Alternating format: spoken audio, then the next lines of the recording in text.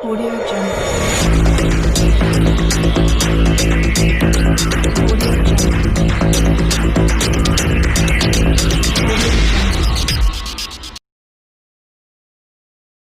हम एक और क्रियाकलाप करते हैं जिसमें आप देखेंगे कि रासायनिक परिवर्तन भी हो रहा है और एक नया पदार्थ भी बन रहा है। इस अभिक्रिया को हम विस्थापन अभिक्रिया भी कहते हैं। इस क्रियाकलाप को करने के लिए हमें कॉपर सल्फेट की आवश्यकता है। कॉपर सल्फेट जो है वो नीले रंग का पदार्थ होता है। इस प्रकार मैं आपको इसको निकाल के दिखाती हूँ, ये कैसा दिखाई देता है हमें। ये इस तरह का नीले रंग का पदार्थ होता है। कुछ मात्रा में हम यहाँ पर कॉपर सल्फेट ले लेते हैं और इसमें पानी मिलाते हैं और इसका एक विलयन तैयार कर लेते हैं। इसका विलयन तैयार कर लेते हैं हम यहाँ पर। इसको अच्छी तरह से घोल लेते हैं पानी में। तो आप देख सकते हैं कि यहाँ पर इसका एक नीले रंग का विलयन तैयार हो गया। इसका रंग आपको बहुत स्पष्ट दिखाई दे रहा है। ये जो विलयन तैयार हुआ ये किसका है? Copper sulphate. अब यहाँ पर मेरे पास जिंक धातु है। ये जो है एक धातु है जिंक। हम यहाँ पर एक धातु का टुकड़ा लेकर इस कॉपर सल्फेट के विलयन में डालते हैं। आप देखेंगे कि यहाँ पर एक रासायनिक परिवर्तन शुरू हो गया है।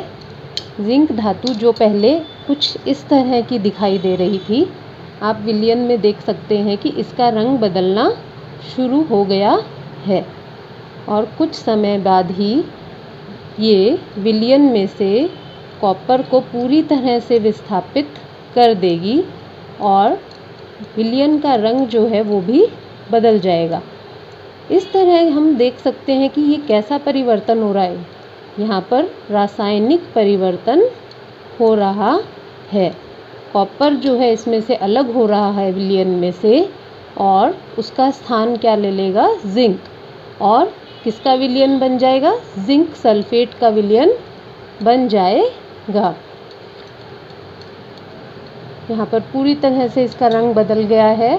कंपैरिजन करने के लिए आप यहाँ पर इस धातु को देख सकते हैं, बिल्कुल चमकदार है, जबकि जो कॉपर सल्फेट के विलयन में हमने धातु का टुकड़ा डाला वो पूरी तरह से ब्राउन कलर का हो गया है। यानी कि कॉपर जो है कॉपर सल्फेट के विलयन से अलग हो गया और अब जो हमारे पास विलयन बना है वो क्या है? Zinc sulphate. अब आप देख सकते हैं कि ये कॉपर के कण हमें बिल्कुल अलग से भी इसमें दिखाई देने लग गए और विलयन का रंग भी जो है वो पहले ज़्यादा नीला था और अब कम नीला हो गया। तो ये किस तरह का परिवर्तन हुआ? रासायनिक परिवर्तन। इस क्रियाकलाप में हम जिंक के स्थान पर अगर लोहे के साथ ये अभिक्रिया करने की कोशिश करें तो देखें क्या होता है।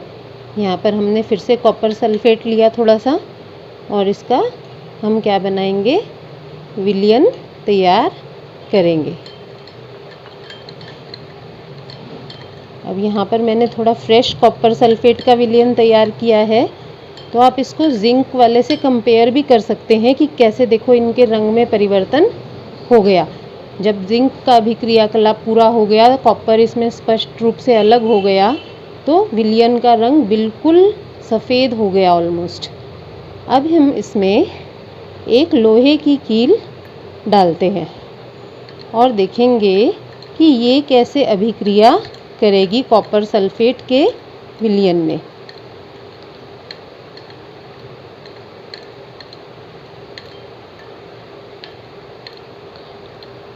अब आप देख सकते हैं कि इस विलयन में जो कील है उसके रंग में और जो पहले कील थी हमारी उसके रंग में कितना अंतर हो गया है। हम इसे बाहर निकाल के देखते हैं तो आप इनको कंपेयर कर सकते हैं बहुत अच्छी तरह से कि देखिए इस पे कॉपर की परत चढ़नी शुरू हो गई है, जबकि सामान्य रूप से साफ जो हमारी कील थी वो कुछ इस प्रकार थी। हम इसे अभी थोड़ी देर के लिए और इस विलयन में रख देते हैं और आप देखेंगे कि कुछ समय बाद ये पूरी तरह से इस पे कॉपर की परत चढ़ जाएगी और विलयन का रंग बदल जाएगा। तो इस प्रकार आपने ये देखा कि ये भी एक रासायनिक परिवर्तन है। यहाँ पर देखिए कील पर कॉपर की परत पूरी तरह से अब चढ़ गई है।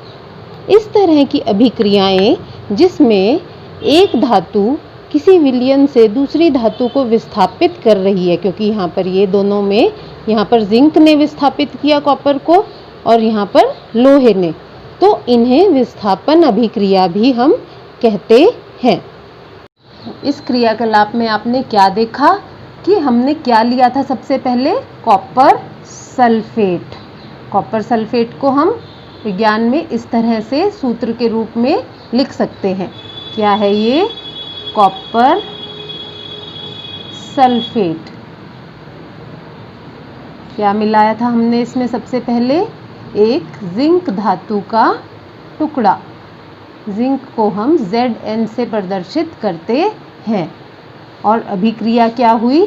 कॉपर सल्फेट के विलयन में जिंक का टुकड़ा डाला तो जिंक ने कॉपर का स्थान ले लिया, क्योंकि जिंक जो है अधिक अभिक्रियाशील धातु है और जिंक सल्फेट बन गया। और साथ में क्या बना था? ब्राउन कलर का कॉपर। ये क्या है? Zinc sulphate. और कॉपर। तो ये कैसी अभिक्रिया हुई? कैसा परिवर्तन हुआ? रासायनिक परिवर्तन।